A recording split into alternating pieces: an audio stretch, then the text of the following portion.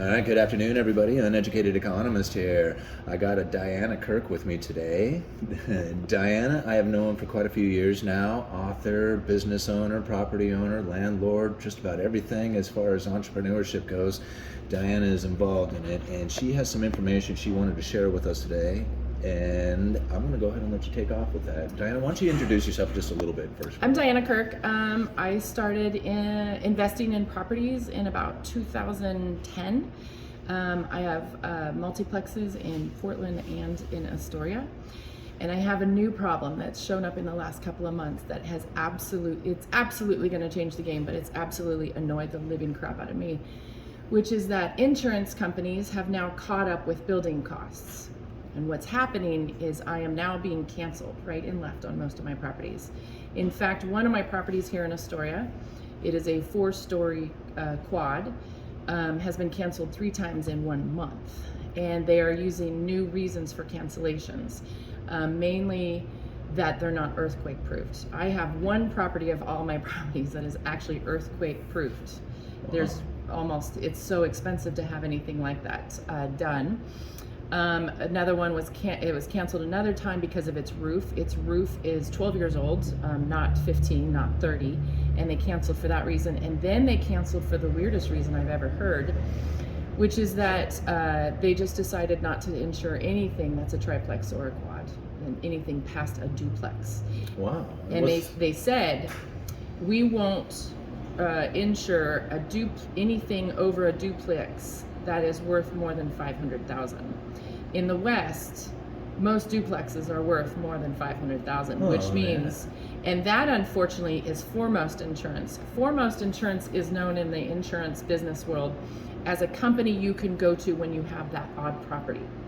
That odd property is below market value or needs a lot of rehab, which is what I do. I buy properties that need a lot of rehab, including Workers Tavern needed a lot of rehab. You have a hard time getting mortgages on them, or you have to pay cash for them, and then there was one insurance company that would insure them. The problem with all of these issues that I'm having, which I spent all day yesterday dealing with 9 other insurance companies trying to find out if I could get insurance with them, is that what's going to happen is the rates are going to skyrocket for us. So, for example, at Workers building, which has 7 apartments in it, my insurance went from $12,000 a year to $24,000 a year. Whoa. In 1 month, and they knocked down the rebuild price they would give me if it burned to the ground, which this is an all-wood building. Who the hell knows? This is Astoria. It could burn. So your premiums went up, but the doubled. coverage went down. Yeah. So, and that instantly happened with no warning whatsoever. And so my agents were all scrambling around trying to find, and every insurance they found that we could replace it with lowered everything. So my concern is this: I deal all my properties -1 is affordable housing. I choose that as a moral choice. I make enough money, I can do that. The way I do that is by buying old properties that need to be rehabbed. I don't do new properties. New properties are out of the price range to be able to afford to do that. So if they're going to make it super hard with earthquaking, with roofs that are still under need, they don't need it, at 12 years you don't need a new roof yet. I'm not going to say they're making it up, but they suddenly out of nowhere got really strict. These are properties with, old wiring, and that the panels have been updated, but you still know, there's old wiring in them. They asked me on a 1900 house on one of my properties if every bit of plumbing had been replaced. And I was like, I don't know anybody who does every bit of plumbing on a 1900 house to the street. Are you kidding me? You may as well build a new house. So they're going to cancel, and then it's going to be a few premium companies that will rent to you. And I believe that the federal government will have to get involved in this, because it will completely change people's personal properties as well as investors. Yeah. And my issue always is, if they do this, people will abandon the older properties, and when they abandon them, they abandon affordable housing, or it trickles down. It trickles down hard. And these have been the biggest issues I have in affordable housing, is that in Portland, I have a property that I bought, and I set the price based on the taxes and insurance that it had. And the next year, the taxes went from $4,000 a year to $7,400 a year, because the city decided to change the zoning in that area to a different zone, which raised the taxes much higher. But I'd already set the price. And then you have strict rules in Portland where you can only raise the rent 5%. So I ended up going from a positive on a property to a negative on a property, which I'd never had happen before. And I know people want to, say, well, too bad, you made a lot of money. This is my job. Right. I took a cut in my actual income because I don't do another job. This is my job. So I just don't know if people know about this insurance thing, because it's not going to come up until it's your yearly renewal. Right. And that's when they're going to reevaluate. So if you have a property older than the 1970s, you might be in trouble. Right. And maybe in the next few months it'll catch up, but this was very new to us. It's happened on all my properties since October, and it's painful. I'm probably going to take a 20% cut in my income from all my properties once we renew everything. And there's nothing we can do anything about it. The biggest thing I think that will affect the West is the over 500,000 value on a duplex. That will be really hard to deal with for a lot of people. And if they're just going to flat out not rebuild a triplex or a quad, a town like Astoria, where probably 95% of Astoria is antique. Right, absolutely. Old and historical, and you can't do crap about it. And so, just one more time for our viewers on that one. So when it comes to the 500,000 on a triplex or duplex, you said? A duplex. A duplex. Yeah, that particular company. So all these different insurance companies they're gonna make different caveats. The insurance company that I have used the most in my older properties that have needed rehab is they just said flat out, no triplexes, no quads. Period, because the difference between residential and commercial is a fourplex or under is residential loan, and over is a commercial. So in that world, they said no triplexes, no quads, and if it's a duplex, its rebuild value has to be less than a $500,000, which you can't really do if you have maybe a large duplex. Some duplexes are like a 3-2 on each side. Right. Your rebuild value isn't going to be that at all, and so you're stuck where you could rebuild a one-bedroom apartment maybe. Right. So, wow. So there's really no cover. It really just comes in down that for that company. Another company has gone crazy on earthquake proofing. Right. Okay. Which, again, if you rehab on the coast and you rehab in Astoria, you don't. There's 2 companies that do it, and that's it. And if you can get on their calendar, good luck, because they are in high demand. They do all the foundation work, they do all the engineering work, they do everything. So I just am a little blown away, but it's another post-pandemic issue. We had to deal with, before the pandemic, taxes going up in Portland, skyrocketing. Now the post is this insurance, and investors are going to trickle down to actual renters any way they possibly can. So rent's going to go up? Yeah, but there's strict rules on how much rents can go up. Portland is 5%, the state is 9%. Okay. So it concerns me. Do you think there's going to be a seller? There already is, because of the strict rules in Portland. They've made it impossible to fix an apartment now. It's ludicrous. I was in an investment group years ago, and everybody in that investment group has sold everything they have in Portland and gone to Indiana, Texas, Florida. I haven't. I've kept all my properties, but I'm annoyed by the rules and the taxes that I'm having to pay when I was trying to designate these as affordable housing to begin with. A lot of that hasn't come to Astoria yet, but it probably will in due time. But if I can't rehab a property because they've made it so incredibly hard to deal with a tenant, I won't.